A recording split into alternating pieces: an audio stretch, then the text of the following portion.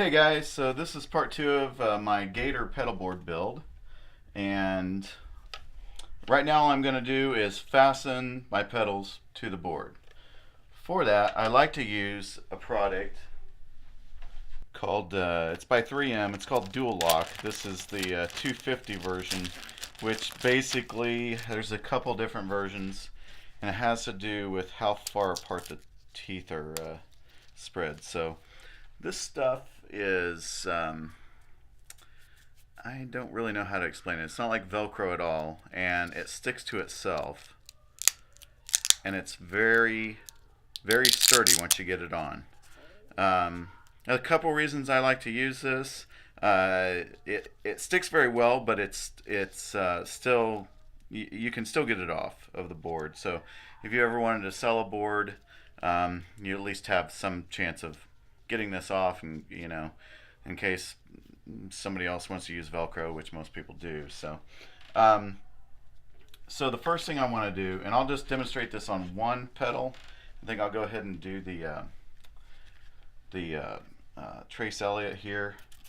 I'm just going to use a little bit of, this is just auto glass cleaner, just anything that will get the dirt and any oils that are on the surfaces. Okay, just like that. And we'll do the same thing to this side. I'll spray a little bit on the towel because I don't really want to get any of the electronics in here wet. Okay, so that's that. Now another thing I like to do is I don't like to run my medium clear across the board. I like to just have it underneath where the pedals are. It makes the pedal board look a little cleaner. It also makes this stuff easier to get off in case you need to. So a sharp pair of scissors, which I have no idea if these are, and I think I'll just cut for this particular one, maybe cut them about like that. Okay, so there's 8 pieces, and I'm just going to put one in each corner of my preamp here. Don't need a lot of this stuff. It's pretty sturdy.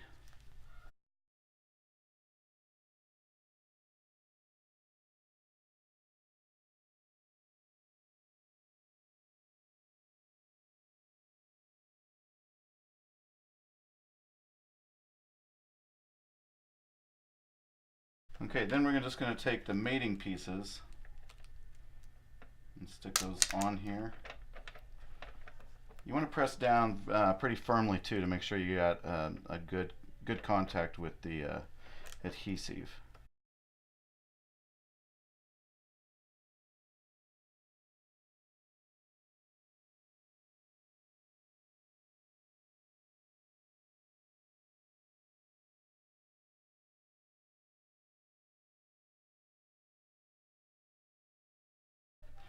Okay, so I'm going to make sure I've got those pressed down really well. Make sure that adhesive adheres very well to the surface here. And then the next thing I'm going to do, give this one last dusting to make sure it's clean. And I'll pull off the protective backs here to expose the adhesive on the other side of the pieces of Dual Lock. And then we're just going to carefully set it down exactly where you want it. That looks pretty good. Okay, so that's it. So essentially what you have is you have a pedal that's secured to your board. There's no Velcro or Dual Lock showing, and it's still plenty strong enough. So this Dual Lock, you can literally, as long as you get as long as you have some pieces that are at least, say, that long, you can literally pick up the entire board by a pedal or two, so that are attached. So that's it. I'm going to go ahead and do the rest off camera.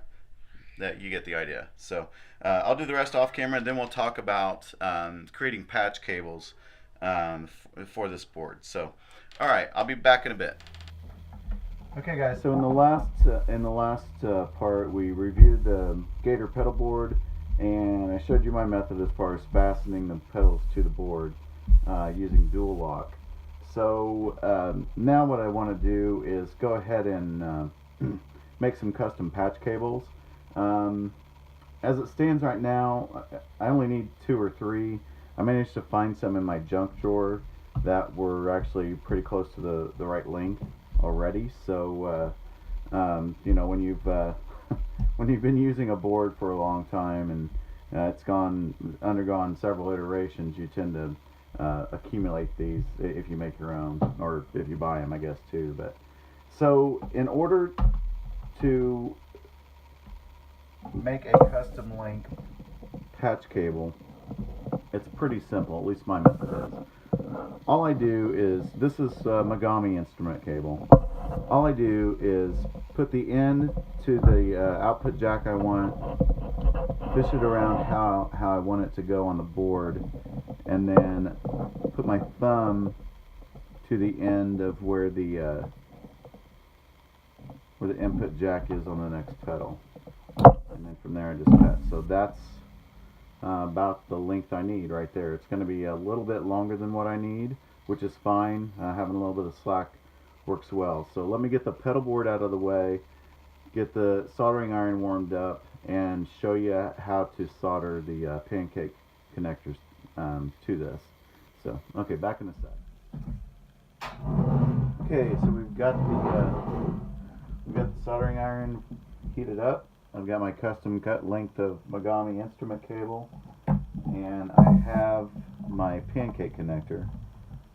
One's in here. So the way these work, let's see if I can get that. So this right here, that tab is tip, and the one down here towards the neck is sleeve. So this is hot, that's ground. That equates to tip and sleeve, which is why there's a plastic ring between the two to obviously separate them, or you get a short. On these particular on these pancake connectors, they come with a piece of insulation that's already attached here, so you just fold that over when you put the cover back on. That prevents the tip from shorting on the chassis of the pancake connector. So that's that. So the first thing I need to do is I need to strip back my Megami cable, my instrument cable.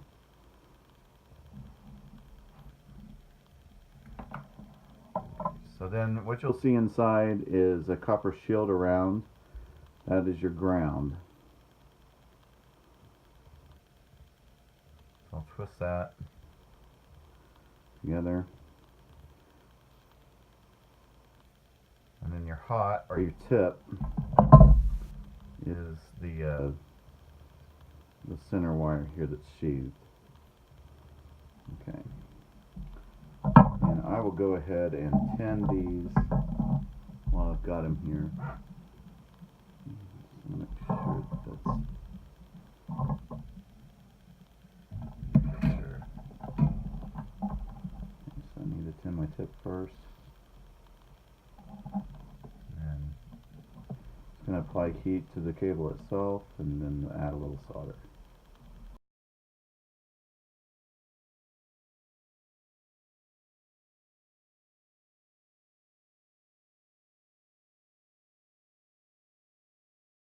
Okay, so then the next thing we're going to do is apply some solder to the actual pancake connector.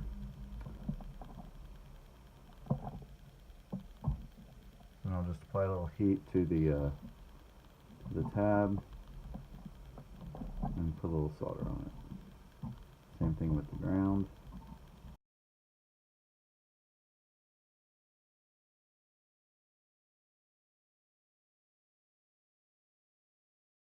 Essentially, you've got this tab here and this tab up here, so you want to cut your leads so that they pretty much made up with where the tabs are. That'll make soldering a little bit easier.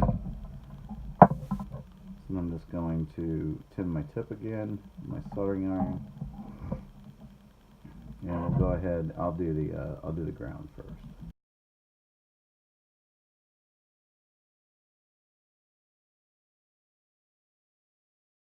And then we'll just go ahead and do the same thing to the tip.